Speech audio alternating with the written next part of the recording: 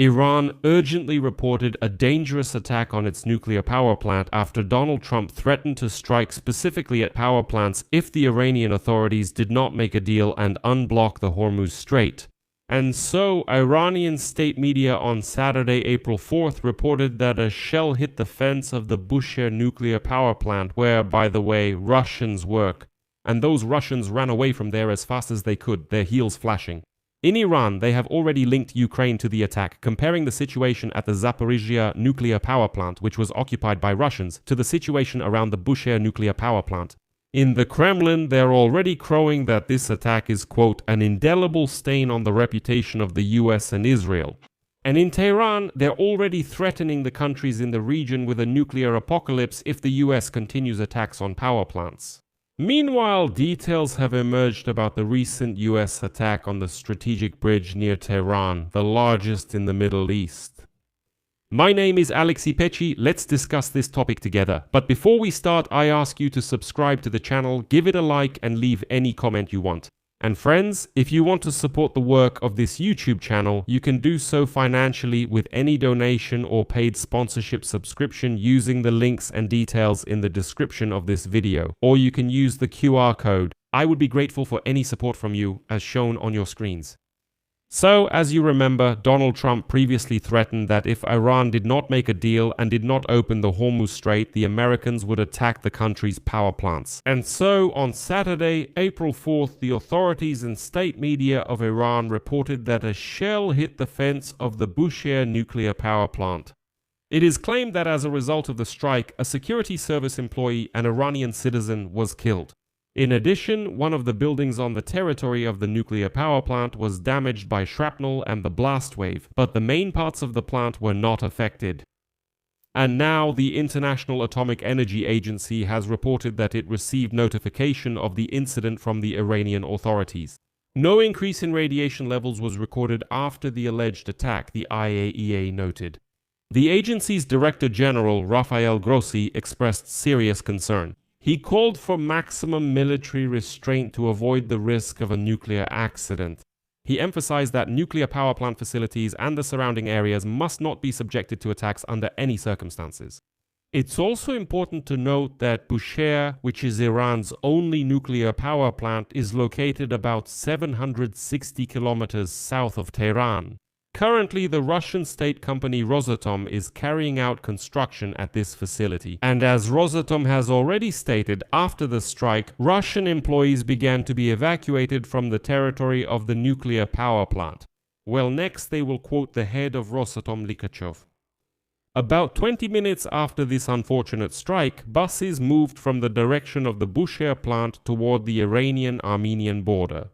198 people to be exact. This is the largest evacuation. Well, almost 200 Russians, and they quickly left Iran. By the way, speaking of Armenia, which is where these Russians went, we'll also talk about it on this YouTube channel a bit later. Yerevan basically told both Vladimir Putin and those wild Russians to get lost, which would have been hard to imagine just a year ago. But let's get back to Iran. According to the authorities in Tehran, the area near the Bushehr nuclear power plant was attacked for the fourth time since the start of the US-Israeli war. And now in Iran, they decided to link Ukraine to this attack and at the same time started threatening their neighbors in the Persian Gulf.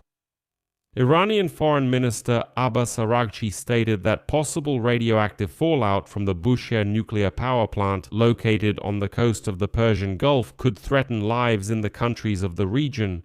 Araghchi also criticized the silence of the international community regarding the attacks by the US and Israel on the Bushehr nuclear power plant and petrochemical facilities.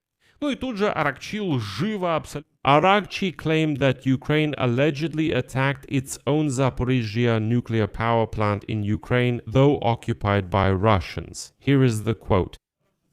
Do you remember the West's reaction to the events around the Zaporizhzhia nuclear power plant in Ukraine? Israel and the US bombed our Bushehr plant 4 times. Radioactive fallout will end life not in Tehran, but in the capitals of the Gulf Cooperation Council countries. The attacks on Iran's petrochemical sector also clearly demonstrate the true objectives of these actions. Well, here's a question. What do Iran's attacks on neighboring countries, and especially on the petrochemical and gas sectors, indicate? And of course, the Russians had to chime in as well. Where would we be without them? They always stick their nose in, whether they're asked or not. There's this spokesperson for the Russian Ministry of Foreign Affairs, Mashka Zakharova. Yeah, the very one who's always drunk. She's a friend of Dimka Medvedev. So, today, Mashka Zakharova stated that a strike on Iran's nuclear facilities would leave an indelible stain on the international reputation of those aiming missiles at the Bushehr nuclear power plant and other Iranian sites. According to her, Israel and the US have completely destroyed their previous reputation in the field of nuclear non-proliferation, openly admitting that they themselves do not recognize any rules or restrictions. According to this drunkard, Mashka Zakharova, Russia is making and will make every effort to draw the attention of the international community to how the situation at the Bushehr nuclear power plant is getting dangerously close to the brink. I take the words of Israel with such irony. Russia is making and will make efforts to draw the attention of the international community to the situation at the nuclear power plant when they are bombing civilian infrastructure in Ukraine, attacking hospitals, kindergartens, schools, and maternity wards. As things get closer to the danger line, Russians dare to open their filthy mouths and comment on international law or some kind of reputation. What do you even know about reputation? There are two words, Russian and reputation. Both, it would seem, start with R, but those words don't go together. Let me remind you that just on Thursday, American forces attacked major Iranian civilian infrastructure for the first time, after Trump, in his address, threatened to send Iran back to the Stone Age.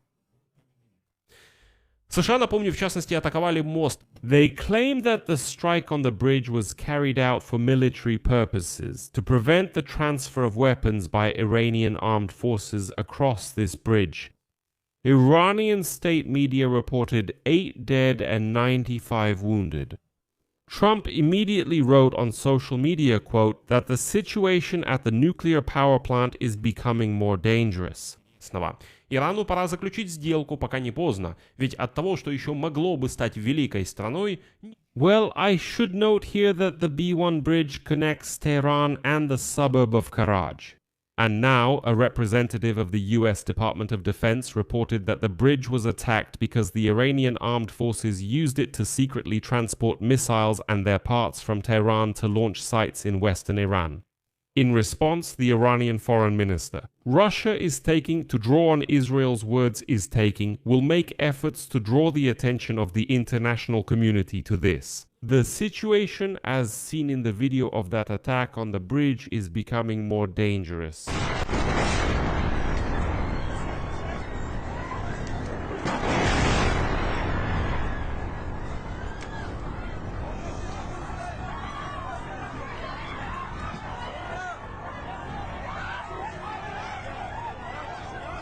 I'll leave it at that. Share your opinions and conclusions in the comments below this episode, subscribe to the channel, hit the bell, and don't forget to like. And be sure to subscribe to my Telegram channel, Peachy News. The link is in the description of this video. In the description, you'll also find all the ways you can support the work of this YouTube channel. I would really appreciate it. That's it for now. Take care. Bye, everyone.